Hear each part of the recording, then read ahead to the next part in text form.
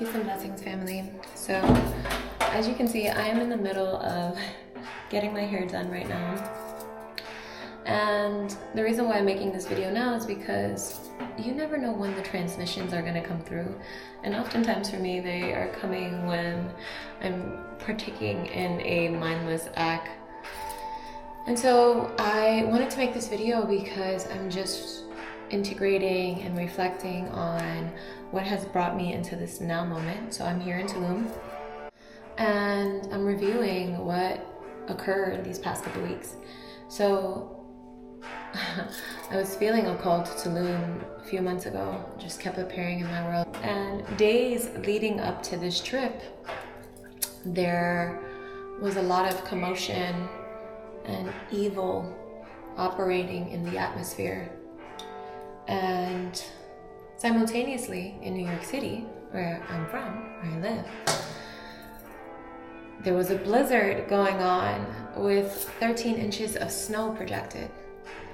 And the night that the blizzard was taking place, it was my sister-in-law's birthday, and we wanted to celebrate her. And so we were like, well, the weather is not going to stop us from celebrating this woman. So we went out in the blizzard while it was happening. And right before all of this began taking place, you can see that there was an escalation of events that can be perceived as discomfort or negative. And this is why the power of perception is so important, because the story that we tell about the things that happen to us, through us, for us, around us, right?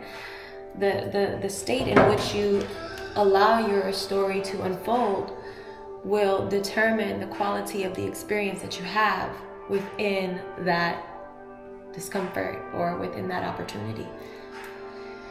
And as I said, prior to that happening, I was receiving this message: be very careful and mindful of the grids that you plug into.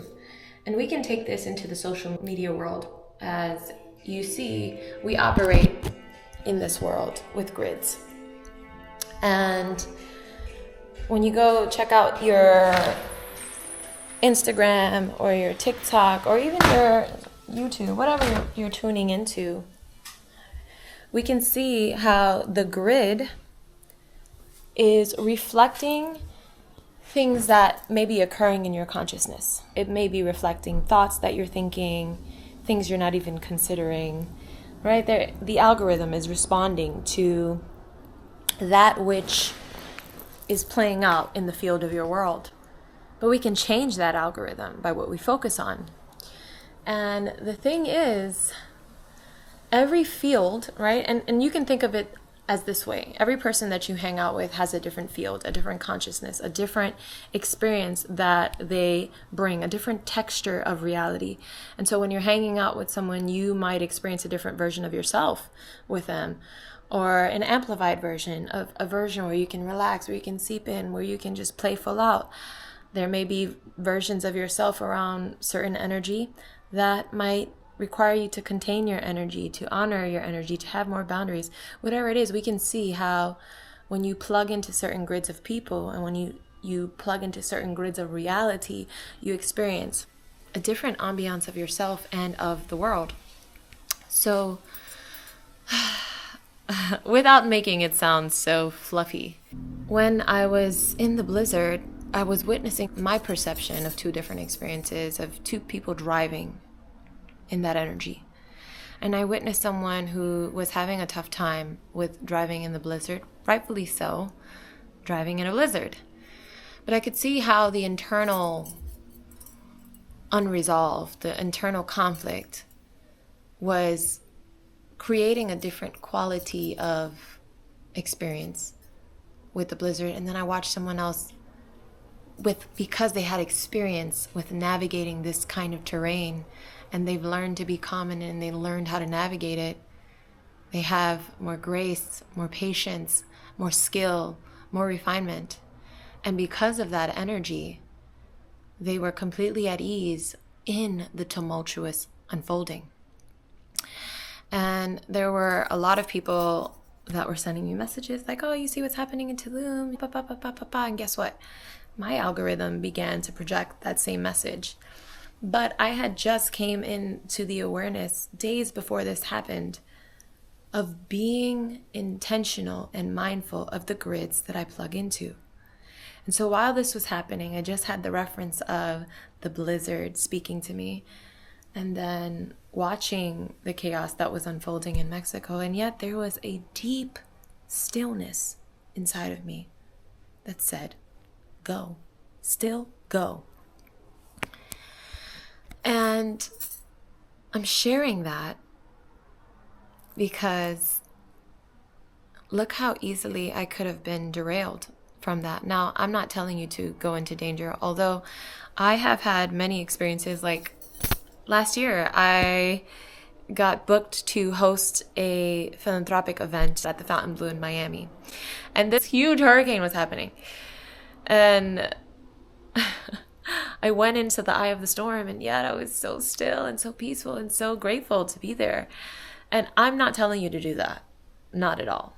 But what I am saying is life is always for your expansion and for your good. And if you're following the truth that is operating within you, and that truth may require you to get really clear and connected and develop the channel that communicates by spending time in stillness, by spending time journaling, by spending time in the presence of your own being so that the wisdom inside of you can have a space to express, then you will always be guided, and you will always be protected, and you will always be aligned with the things that support your evolution and your expansion. And so this trip has been incredibly powerful.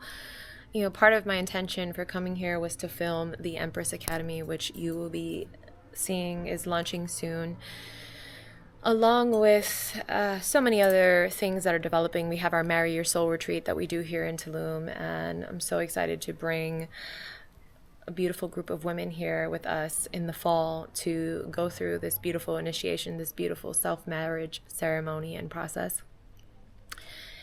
And yeah, to also just emphasize that this year, I mean, I don't know a time in history when we haven't had human suffering and chaos and breaking down of things.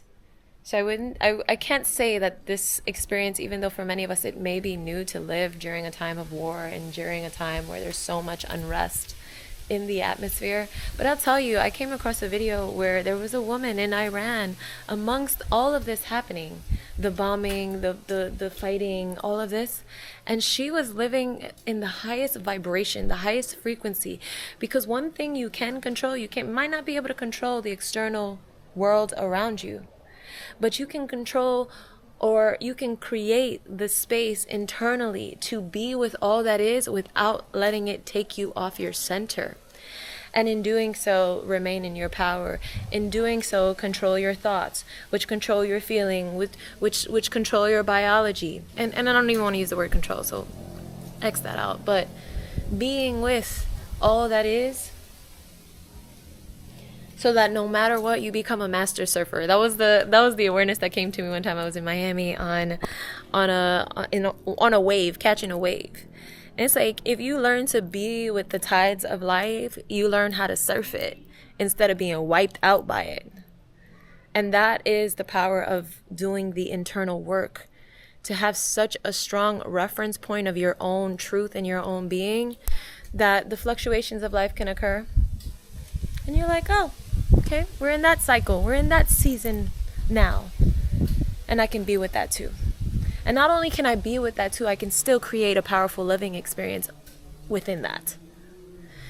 So this is my message for today, of being mindful of the grids that you plug into. Do they serve your highest expression? Do they help propel you forward into more of who you are and more of what's available to you? Or do they limit your capacity? Do they close you off? Do they close off your heart? Do they close off your expression? We are in the energy of the horse. What we're thinking of when we feel the essence of what the horse is representing, it is steady, forward, decisive, intentional movement forward that creates momentous build. That acceleration is a byproduct of the momentum that you have cultivated. So I hope this message resonates or leaves you with something to ponder or think, or even just confirms what you already know. I'll see you in the next one. Peace.